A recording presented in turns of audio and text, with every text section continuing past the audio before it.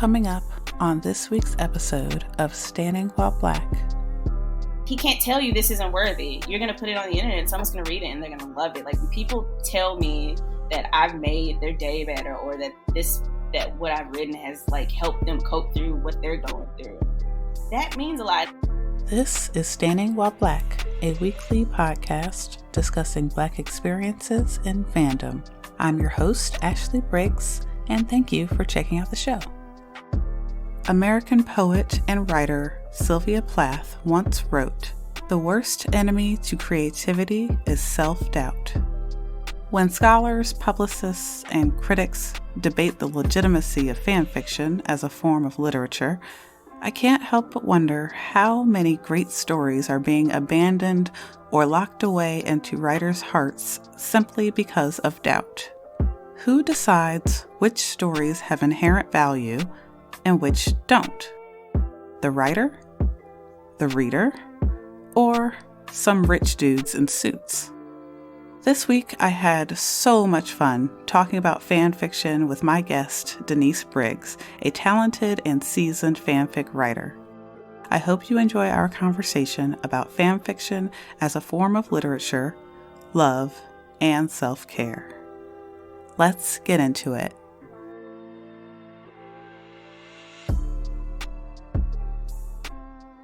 Thank you so much for coming on the show, Denise. How's your week going so far? It's been a little hectic with my job, so I'm just hanging out, trying to survive, wake up and grind every morning for my bills. Of course. Now, did you get to do anything that we're given, I guess? We got Juneteenth last week as a national holiday. Did you get to do anything special on our first It's About not. Damn Time Juneteenth holiday? Right? I did not. I worked. So, unfortunately. I was like, I don't know if I should make the joke. Like, seems appropriate. Of course, we're still out here grinding. You're absolutely right. I have a question. Yeah. Is this? I've listened to your episodes, but I don't recall any like bad words. Is this PG-13? Because I do have a potty mouth, but I will be. Oh no, I mark explicit just so guests can speak freely, say whatever you want to say, and this is not to make white folks comfortable. Awesome. If they are listening. So be you, and I don't bleep or any of that.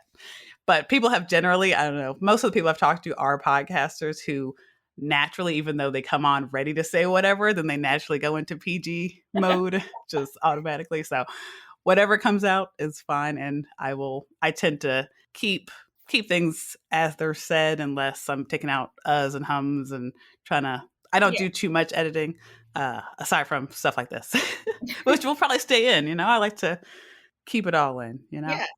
This is life. Okay. Exactly. Well, this week we are going to talk about fan fiction. Mm-hmm. And before we get into our topic, I'm going to start out with a little Would You Rather game. So I have a question for you. Yes, ma'am. Would you rather? Okay, so let's say you have a time machine and you can travel through time. Would you rather travel backwards in time or travel forward? This is such a hard question because I'm Black. So going in the past would suck regardless. We never get a good time period, right? Right. Never. Man, I think if I could go back in time, I would want to go back. And I guess between the late 60s, maybe the 80s, because I've been on this really big Star Trek kick lately. And I think it was really awesome to meet Leonard Nimoy.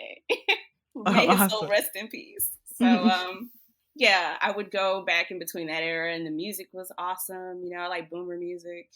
Yeah, if I could travel back in time, it would be between the late 60s and the 80s. Oh, that's such a great answer. It's I would take that time. It's not to go back and play the stock market. I'm going to go backwards in time and fangirl and do my thing and just so appropriate. It's great. I think I would probably I'm greedy. I would go forward in time and then try to find out what the next innovations are and try to make bank off of that. Try to bring that information back with me. Yeah, just I'm scared of the future.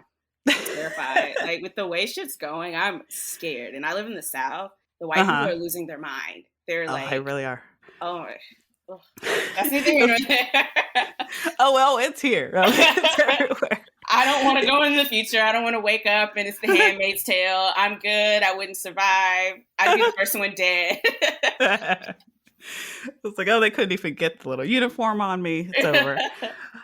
Yeah, that's great. Okay, we're going to go into our discussion this week. We're talking about fan fiction and writing fan fiction. So, Denise, I wanted to ask you about your journey as a fan fiction writer. What inspired you to start writing fan fiction in the first place? Okay, so I'm going to show my age. I don't know if you remember Quizilla. Do you remember Quizilla? A little bit. That sounds familiar. Okay, so I've always like really been, I've always had diaries and stuff. I've always liked to write and like process my mental train of thoughts and things like that. But I remember, fanfic writers always start off as readers. So I kind of have a weird villain origin story, but so I never really thought it was something that I could do. So I didn't start writing fan fiction seriously until college. Shout out to Dr. Emily Riles. I was looking for a way to change my major because I just wanted to graduate. And I had flunked out of the art program. I was a horrible art student. And I remember writing a paper in her gender studies class. And because I used to role play on Tumblr, I did that for a while. And because I also, like I said, I like to keep diaries and stuff. I always knew I had an inclination towards word vomit. And she pulled me to the side. And she was like, this is a really good paper. Like, this is really awesome. And I'm like, oh, girl, really? So then I changed my major to journalism. And just from her telling me that I was good at that and having read fan fiction, being bored, and in my senior year of college, I was just I was a super senior. I was like a senior for like 2 years. I just started writing fan fiction in between then. And then people started like really liking like what I was writing and creating and putting out in the universe. And I've been on the fanfic crack ever since. It was around 2015. So when I really started, and here we are, 60 projects in. And a short, I am busy, and I'm really like, fanfic really helps me process a lot of the things that go on in my life. Writing has helped me that period between 2014 really on up to like the last year has been so like chaotic and traumatizing for me, and fanfic has, like I said, allowed me to process that, and it is really like a coping mechanism. And I feel and it's led to me wanting to write real books, but I've gone completely off topic. I was going to say that since you said, real books, and later I want to ask you about kind of that difference of fan fiction versus legit literature and witches. But that makes sense because writing itself is such a great coping mechanism to process our actual experiences. And then you have that combined with the comfort that we get from certain characters in fiction and certain storylines, and we connect to those universes. And then it's kind of, to me, it's always a way of bringing those characters into my own life, but not really, but in a way, like they're there with you and you're a part of their world as much as they're a part of yours as a fan. So I can understand that feeling that it's more, it goes beyond kind of just liking a story. That there's a deeper level to it. And in a way, like, I do it mostly for myself. I think that's the first thing when it comes to fan fiction. You have to be okay with the fact that people may never read it, and you are priority, so fanfic, it's nice that it's consumed by other people, but it's really for your mental well-being too. So that's a great way to put it. Yeah. Awesome. So when you think about fan fiction overall and what you've written and what you've read, what are some fan fiction tropes that you absolutely love, can't get enough of? What are your fave tropes? Well, my favorite tropes, I love friends to lovers. I like the childhood trope where, we've known each other all our lives. And I think with romance in general, I love watching, any type of genre. I love watching characters progress. Like, I really love character-driven narratives. So watching a relationship grow, I get more pleasure out of that. And watching the character development too. And then I actually like reading stories where, people, they might get married or whatever, and then they're still evolving together. I Mm-hmm. also love the enemies to lovers trope. That's my jam. I love hate manses. And I Hate think, manses. yes, hate manses. So I love them. And I think it's really important. This is something I like to do. I like conscious romance where consent is really like the central. It's integral to the relationship. I know people can like whatever they want. Dubious consent really isn't my thing, but I really love consent. I think it's hot. I love when I read fics and the man is a complete simp and he asks for permission. I try to do that in my fan fiction. I don't like aggressive men. Mm-hmm. And that's a trope in a lot of romance too that I kind of don't really enjoy. But you asked me what I liked, but not what I hated. See, that's a perfect segue into the other side of that coin. So which tropes do you hate? You can't stand? It's total turn off, like done reading. And I would assume that's one of them. Dubious consent, aggression, violence, and like I said, people write these things to process their grief and trauma. I write some pretty dark things too, as far as with mental health and stuff like that. Mm-hmm. And that might not be enjoyable for anybody. That's what tags are for. I think it does, even so much in like our pop culture, like aggressive men with emotional issues who don't know how to talk about their problems. It's so pervasive. And right. If I were to, in some alternate universe, write romance novels, I want it to be like this conscious self-awareness type of romance where these two people are coming together, they talk, they work it out, or if they do have issues, they grow from it or they better each other. I think romance in and of itself is a fantasy genre. Men, well, I'm speaking from a heterosexual perspective too, like straight men, how they're portrayed in a lot of romance movies and books, that's not how they really are. And women, aren't the same way either, if that makes any sense. Like our expectations, Hollywood has built these expectations on how romance and how we're supposed to like have relationships with each other that isn't real. Like man could fill up a hotel room full of a bouquet of roses, but I don't meet too many guys who are like that. I'm sure they exist, and if someone out there has one, kudos for you. But I've not met a man that's like that. When my boyfriend told me like he was in love with me, he was like sitting on the couch eating cheesy fries with no shirt on, just completely disgusting. It's like, and that's love. That's love. It's in the moment. It's real.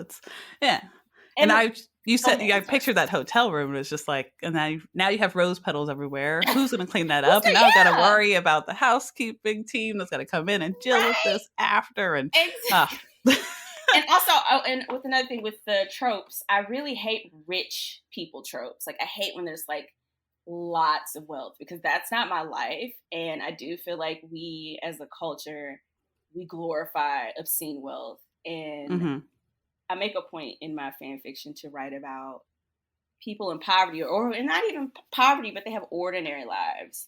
Right. I remember I had this friend, I write a Levi Petra fic for SNK, Attack on Titan, and she said, why would you make Petra like a waitress or anything? Why couldn't she be like a high-powered lawyer or something? And I'm like, well, I'm not a high-powered lawyer, first of all, and I believe in writing what you know. And we need to have more stories where people like are just regular people and not these grand, big personalities of people, because that's not real life.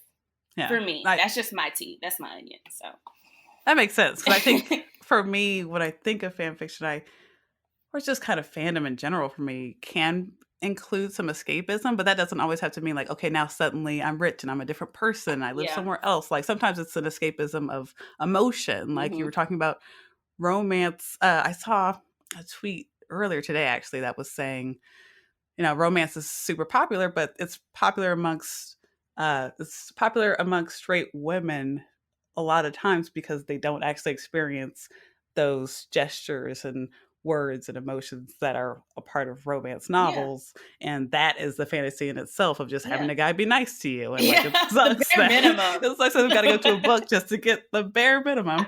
And so I was thinking, just those basic everyday things, like maybe having Cheetos everywhere and the shirtless main character saying I love you is someone else's fantasy because they've never gotten even that. So I think that emotional truth is there that people can connect to with fan fiction, and we're with fiction in general. But yeah, I think having to make sure the characters are wealthy and they're kings and princes and all that, it's just like, well, that's even harder for me to grasp and put my feet into those shoes. Like, what is that? That's not life.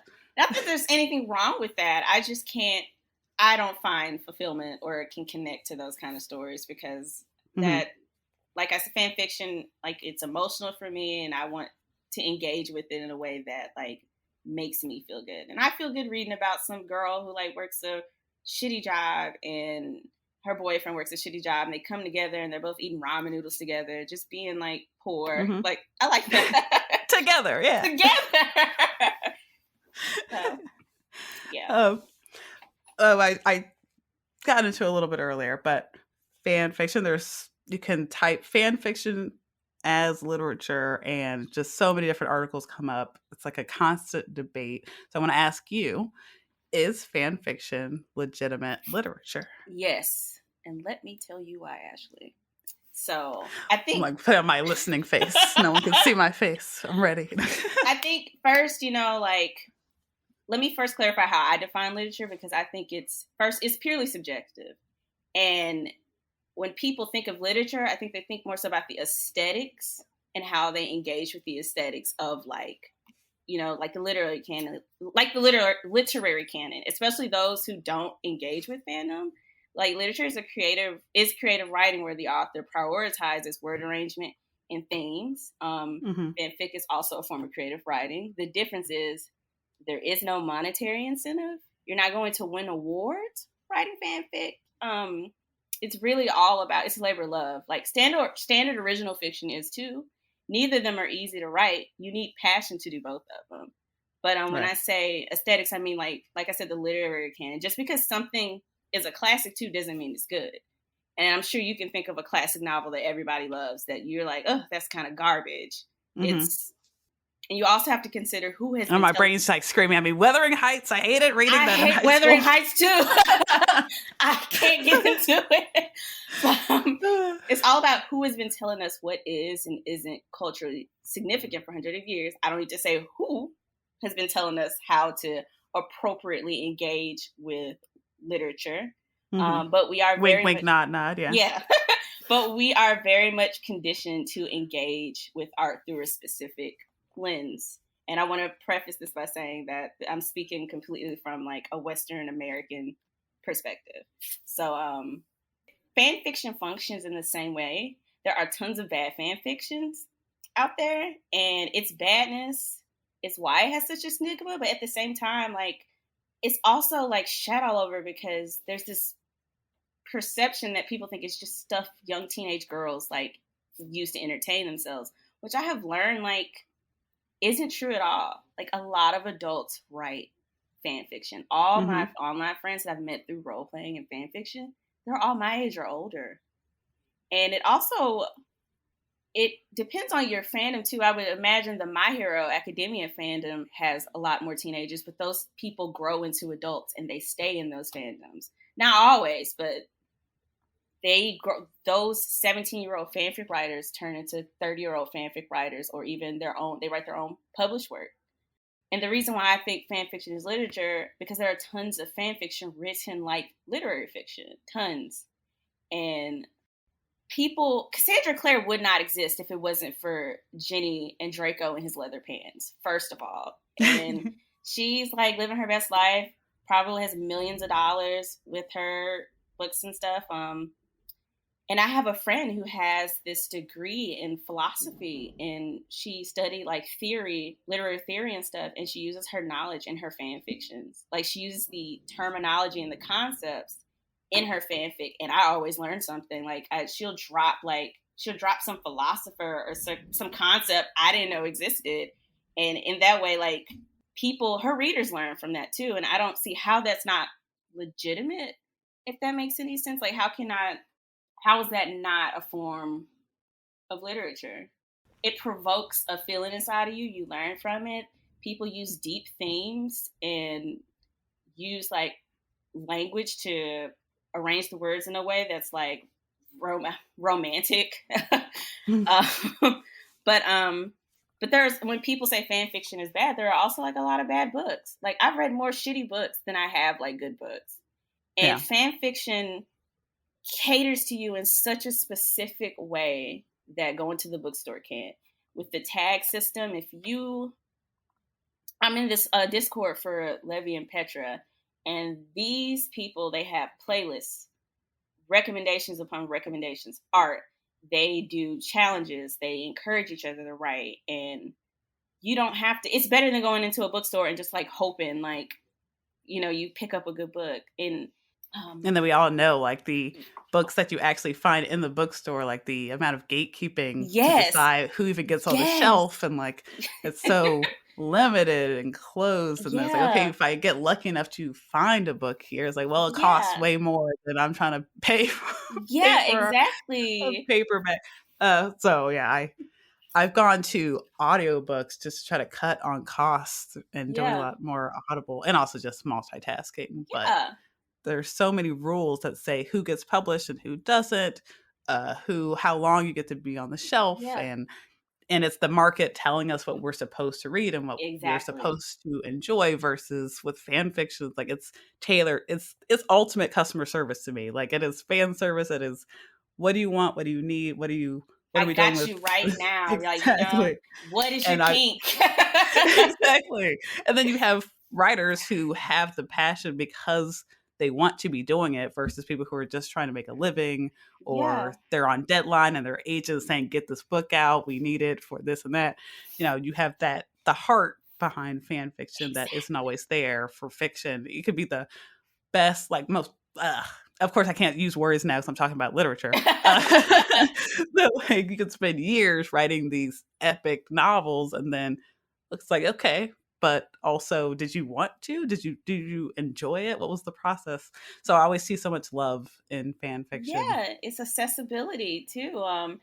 My friends that I've met, we probably would never have like interacted with each other in real life. But because of fan fiction, you have access to other people and narratives. Like you said, that some dude in a suit and tie can't tell you this isn't worthy. You're going to put it on the internet and someone's going to read it and they're going to love it. Like, when people tell me that I've made their day better, or that what I've written has like helped them cope through what they're going through, like, that means a lot. And yeah, sure, I would like to write for a living, but how realistic is that? I don't have connections or anything like that.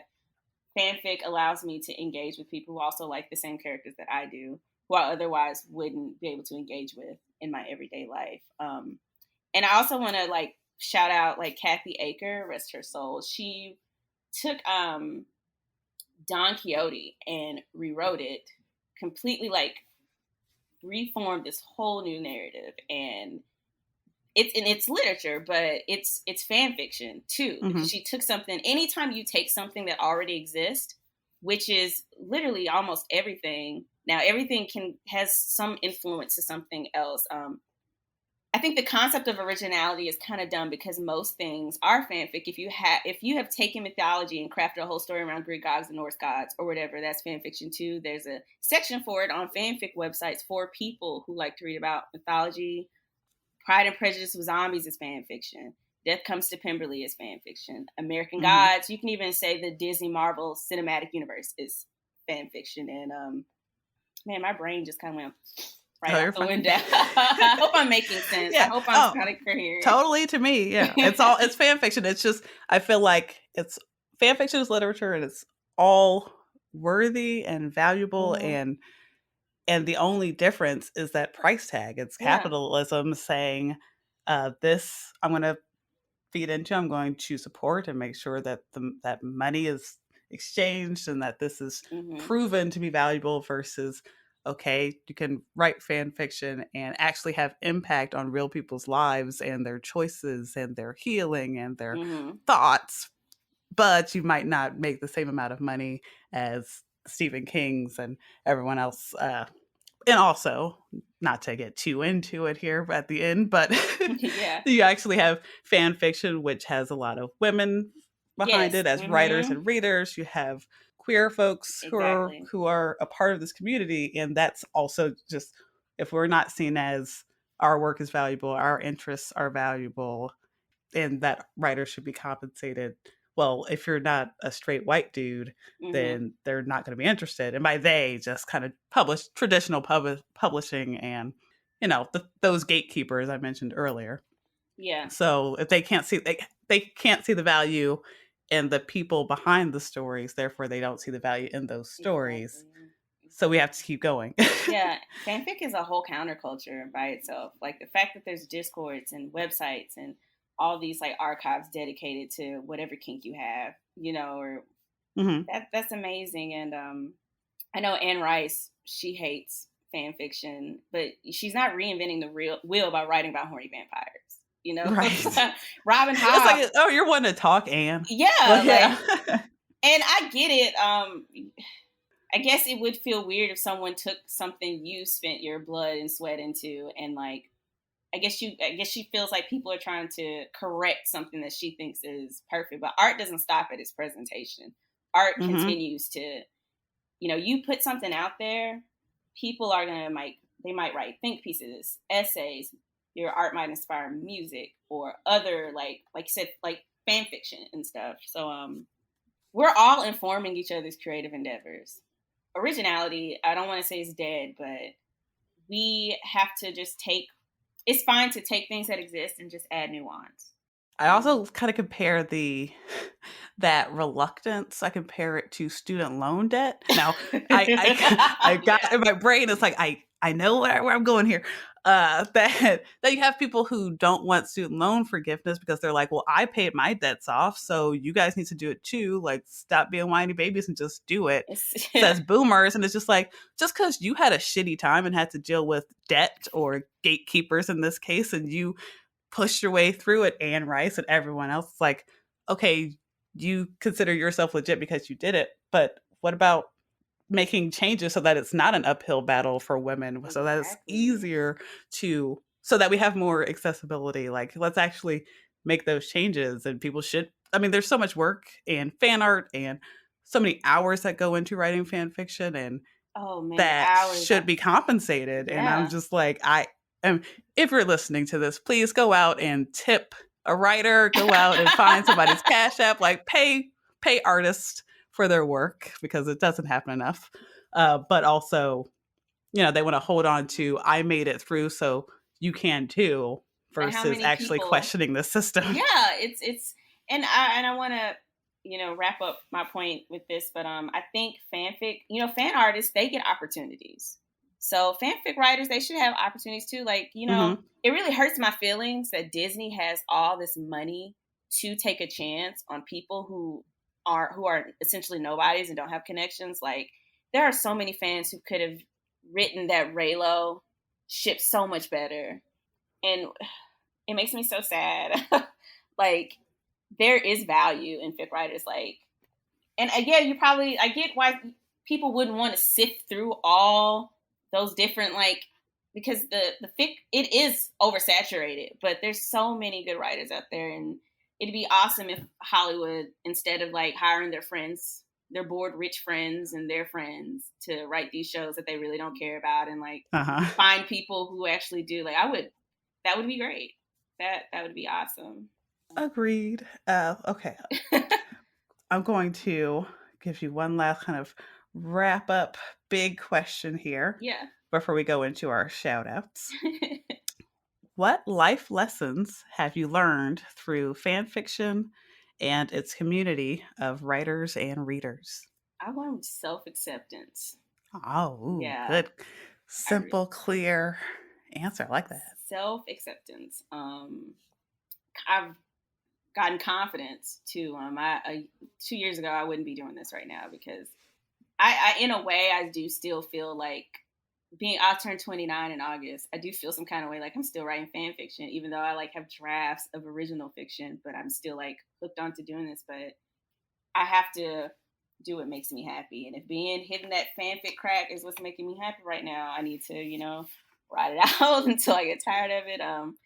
It's also like taught me, through engaging with fan fiction, I've interacted with different people, narratives I otherwise would not have considered if I hadn't read fan fiction or met other, met other people who have lived vastly different lives than me. Like my friend Tiffany, she is amazing, and I wouldn't be writing as much if it wasn't for her. And I have to thank Inuyasha for existing because of her, and my friend Kaylee. I've met some amazing people, and it has really like improved my mental health. Awesome. See, this is like I might have to change this name. It's like a love story. This is a love letter to fan fiction. I think we've got my title. Write it down. Okay. So sweet. My heart is warm. Thank you so much for that. Okay. I have not written fan fiction myself in decades now. I wrote back when AOL had first started and I first got on the internet. My first AOL screen name was Max Evans Chick. And I did role play and had my own like fan website and wrote fan fiction for the show Roswell. And it sunk into my brain, the show and writing and that entire universe of teenage aliens was in my brain so deep. And then it went away. I stopped writing fan fiction. I'd kind of forgotten the show for the most part and had other fandom moments that I'll get into as the show goes on. And then I had my kids, and it wasn't until I had my daughter that I realized that I named my kids after Roswell characters. But like didn't realize it was so subconscious. It was a part of me. Yeah. And now I'm just like, I'm proud of it now. Like I didn't mean to, but like they're a part. That experience shaped me from the time I was 15, 16 and just getting into fandom and getting into just internet culture, that I made so many friends and learned kind of how to create on my own and find joy in writing instead of just trying to get to the end result. Yeah. That I find myself now at 35 trying to get that feeling back. So you're inspiring me to try to go do some more fan fiction myself. It's been so long. Do it. Yeah, I focus on original, but I have not kind of taken a revisit to that. So yeah, I might have to do some self-care and write some fics. Yeah, like fanfic it's really good levity from like your original stuff. So. Yeah. Now, if someone listens to this and they are curious about fan fiction, do you have any tips for a newbie or any recommendations? Okay. Even if it's just a site they should go browse, anything like that. So I'm going to offer the most important tip is you have to do it for yourself. And I notice I'm on the fan fiction subreddits, people are so self-conscious. I'm like, you guys, Sarah J. Maas literally writes about dumb fairy penises. Like, it doesn't matter, right? And if nobody reads it, that's cool. You got it out. Someone's going to find it. It might not be that day. It might be years from now, but someone is going to enjoy it. And I have 2 fic recs. Well, actually 3. That really like changed the way I thought of fan fiction. I read Tales from the House of Moon, which is a Shishomaru and Kagome fanfic. I don't even ship them, but that fic is so amazing. And she wrote it in like 2010 and finished in 2015, maybe. But it's really old and really popular. And Chef's Kiss, that is the way she wrote that. Like, it's literary fiction, and I will die on that hill. And The Rent You Pay, she wrote Gray Skies Ahead. That is a Tano and Cora fic. I read that in college, and that kind of inspired me to just be like, I can do that. Sure. Like this, I got enjoyment out of this. Let me try and see if I can do it too. And Death is a Process by Licorice Allsorts. It's a Final Fantasy VII fic that's really good and 80 chapters long, and she really just rewrote Final Fantasy VII and just made all of the different games. She compiled them into one big story and made it all a cohesive plot line. And if that's not love and dedication, I don't know what skill, is. Like, yeah. I can't imagine. I could not rewrite all of Star Trek if I wanted to. I don't have that kind of luck for me. Oh, that's awesome. Those are great recommendations. Check those out. Now, because you're here, Denise. Now on to you. Spotlight over here. We don't have lights. I don't have a spotlight sound. I should add some sound effects. The shout out section. Now that I think about it, do you have any of your fics that you want to let us know about, or where we can find your work? Yes, I will plug one of the fics that I am most proud of. It is my Petra Levi fic. It's called Ask the Unhappiest Man in the Room. And my username on AO3 is Bogdan. It's BAWGDAN. I had to think about how I spelled that. Wow. I mean, how often do you search yourself? I mean, that's normal. So that's me. It's about grief and losing someone in your family to suicide and how that changes your life. So yeah, that I'll plug that. But everything else, I'm like, it could be better. It's like if you find it, you find it. But yeah. You know, I'm not gonna give you the links there. Yeah. I get that feeling. Oh yeah. Lastly, before we wrap up, do you want to give a shout out to anyone that might be listening? Oh, well, you know. You already gave a few in there, which was awesome. So if you can't think of any, that's fine. There's Carrie. She's who I met through role playing. She's an amazing writer. I don't know why she doesn't write fan fiction. She sits on her butt and procrastinates. She should really write more for me. Just for me. Oh, yeah, it's like challenge. Carrie. Tabby, Chai, Risa. These are people who live all over the country and overseas too. My friend Rhea. Yeah, if I'm forgetting anybody, I promise it's not personal. I have a brain the size of a fish. So yeah, those are my shout outs.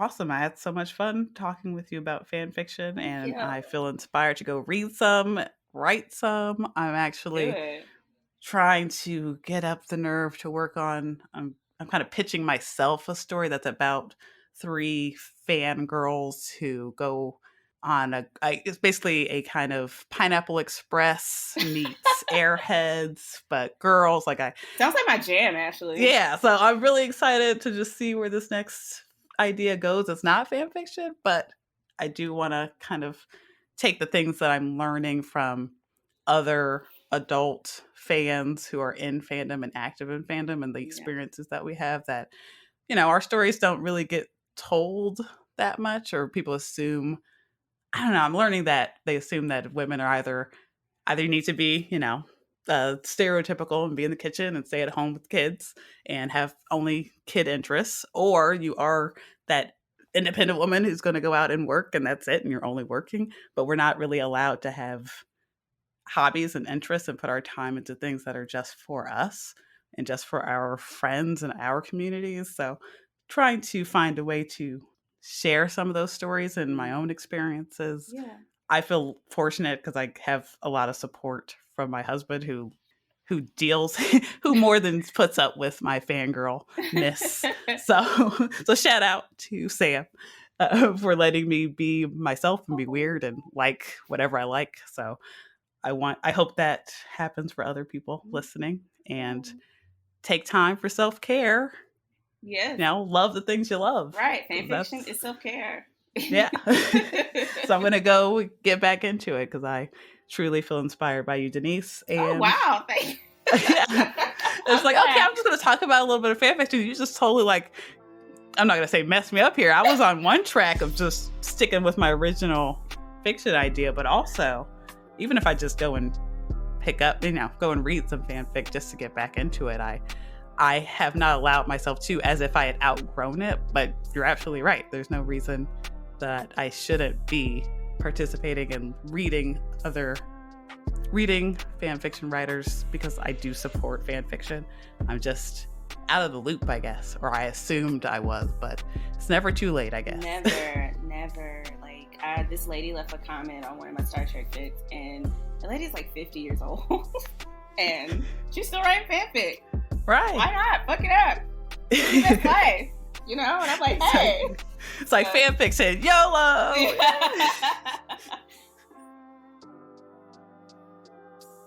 Thank you for listening to Standing While Black, a weekly podcast discussing Black experiences in fandom.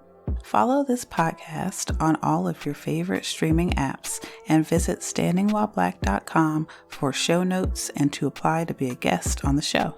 This podcast is written, produced, and hosted by me, Ashley Briggs. Show your support and get early access to new episodes by joining the Standing While Black fandom on Patreon. Let's geek out together.